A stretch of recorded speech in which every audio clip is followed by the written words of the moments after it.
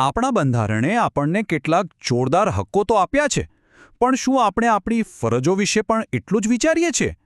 ખરું ને? આ હક અને ફરજ, આ બંને વચ્ચેનું જે બેલેન્સ છે ને, એ જ એક મજબૂત લોકશાહીનો પાયો છે. તો ચાલો આજે આ જ બેલેન્સને જરા નજીકથી સમજીએ અને જાણીએ કે આપણા હક્કો અને ફરજો આખરે છે શું. તો સૌથી પહેલો અને કદાચ સૌથી અગત્યનો સવાલ, આખરે આપણું બંધારણ આપણને કયા હકો આપે છે? અને જુઓ, આ સવાલનો જવાબ જાણવો એ કોઈ પરીક્ષા પાસ કરવા માટે જ નથી, પણ એક જાગૃત નાગરિક તરીકે આપણી જવાબદારી છે. તો ચાલો આનો જવાબ શોધીએ. ચાલો શરૂઆત કરીએ એકદમ બેઝિક કોન્સેપ્ટથી. માનવ અધિકારો. વિચારો કે અમુક અધિકારો એવા છે જે આપણને બસ માણસ તરીકે જન્મ લેવાના કારણે જ મળી જાય છે. બીજું કંઈ નહીં, બસ માણસ હોવા પૂરતું છે. આ જ છે માનવ અધિકારો. 1948માં યુનાઇટેડ નેશન્સે આ વાત આખી દુનિયા સામે મૂકી અને આપણા બંધારણે તો એને કાયદાનું સ્વરૂપ આપી દીધું, જેથી દરેક નાગરિકને આ અધિકારોની ગેરંટી મળે. અને આ ગેરંટી આજ આપણને મળે છે આપણા મૂળભૂત હકોના રૂપમાં. આ કોઈ ખાલી કાગળ પર લખેલા શબ્દો નથી હો. આ તો દરેક નાગરિક માટે એક મજબૂત બંધારણીય કવચ છે, એક એવી ઢાલ જે રાજ્યની સત્તા સામે પણ આપણું રક્ષણ કરે છે. તો સવાલ એ થાય કે આ બંધારણીય કવચ કેટલું મજબૂત છે?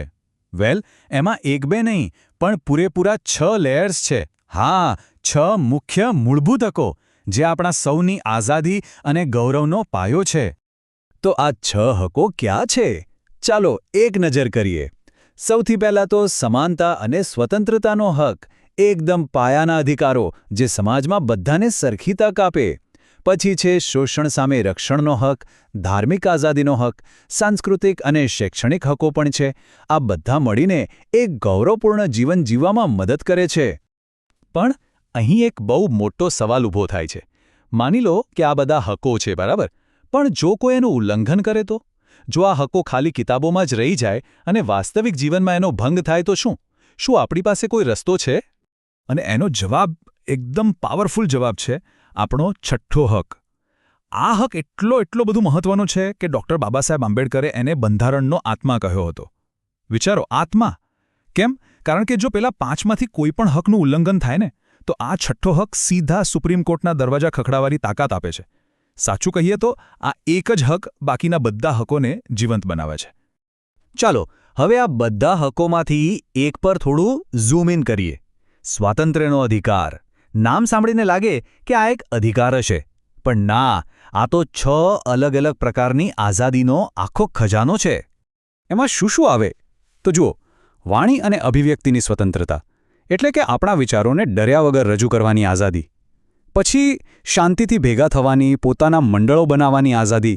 અને આ તો બહુ જ મહત્વનું છે, ભારતમાં ગમે ત્યાં હરવા ફરવાની અને રહેવાની આઝાદી.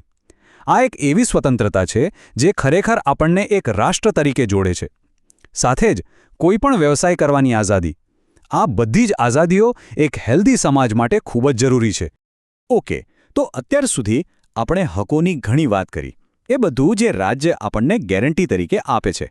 પણ જેમ દરેક સિક્કાની 2 બાજુ હોય છે ને, બસ એ જ રીતે હકોની બીજી બાજુ છે ફરજો. અધિકાર અને ફરજ, આ બંને એકબીજા વગર અધૂરા છે. એક બેલેન્સ્ડ અને આગળ વધતા સમાજ માટે આ બંનેનું હોવું બહુ જ જરૂરી છે. તો ચાલો હવે સિક્કાની બીજી બાજુ જોઈએ. વાત કરીએ આપણી જવાબદારીઓની, એટલે કે મૂળભૂત ફરજોની. આ એવી નૈતિક જવાબદારીઓ છે જેની અપેક્ષા દેશના દરેક નાગરિક પાસેથી રાખવામાં આવે છે. અહીં એક રસપ્રદ વાત કહું. જ્યારે 1950માં આપણું બંધારણ બન્યું ને, ત્યારે તેમાં મૂળભૂત ફરજોનો કોઈ ઉલ્લેખ જ નહોતો. વિચારો, એને તો છેક 1976માં ઉમેરવામાં આવી. કેમ? જેથી નાગરિકોમાં રાષ્ટ્ર પ્રત્યે જવાબદારીની ભાવના વધુ મજબૂત બને. અને પછી 2002માં શિક્ષણને લગતી એક 11મી ફરજ પણ એમાં જોડાઈ. તો આ ફરજો છે કેવી? એમાં આપણા બંધારણ અને તેના આદર્શોનું પાલન કરવું, આપણા રાષ્ટ્રધ્વજ અને રાષ્ટ્રગીતનો આદર કરવો, દેશની એકતા અને અખંડિતતા જાળવી રાખવી, અને હા, જાહેર સંપત્તિનું રક્ષણ કરવું. આવી બધી બાબતો આવે છે. અને યાદ રાખજો, આ કોઈ કાયદાકીય બંધન નથી કે જેલ થઈ જાય, પણ આ આપણી સૌની એક સામૂહિક, એક નૈતિક જવાબદારી છે. સારું, તો આપણે નાગરિકના હકો જોઈ લીધા અને ફરજો પણ સમજી લીધી. પણ સરકારનું શું? શું સરકારની કોઈ જવાબદારીઓ નથી? બિલકુલ છે. અને બસ અહીં જ એન્ટ્રી થાય છે રાજ્યનીતિના માર્ગદર્શક સિદ્ધાંતોની. આ સિદ્ધાંતો સરકાર માટે એક ગાઈડબુક જેવું કામ કરે છે.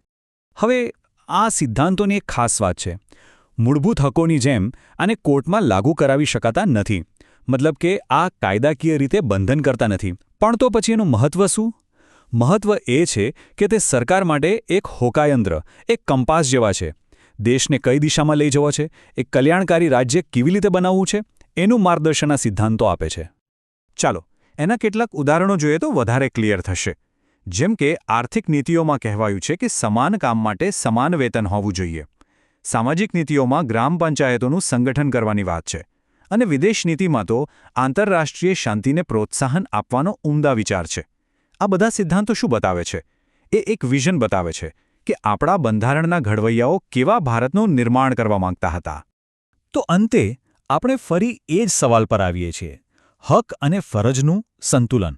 આ બધા હકો, આ બધી ફરજો, આ બધું આપણા રોજિંદા જીવનને કેવી રીતે અસર કરે છે? બોલવાની આઝાદીનો ઉપયોગ જવાબદારીથી કરવો હોય કે પછી જાહેર સ્થળોને સ્વચ્છ રાખવાની નાનકડી ફરજ હોય, શું આ બંધારણીય મૂલ્યો માત્ર પુસ્તકોમાં જ સારા લાગે છે કે પછી તે આપણા રોજિંદા જીવનનો, આપણી આદતોનો ભાગ બને છે? આ એક સવાલ છે જે આપણે સૌએ પોતાની જાતને પૂછવાની જરૂર છે.